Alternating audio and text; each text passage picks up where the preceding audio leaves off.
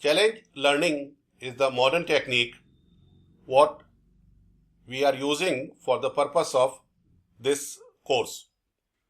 In this type of method, what we do is that we first give the challenge problems.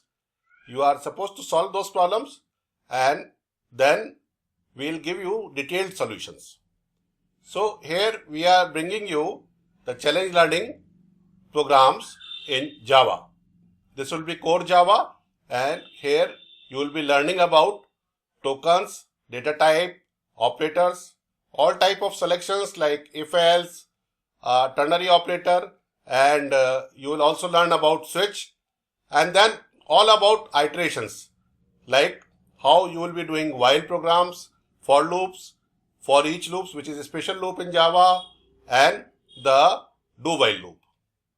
Then I shall give you some good material as examples, and then I am sure that you will be thorough in this part of the Java after doing this course.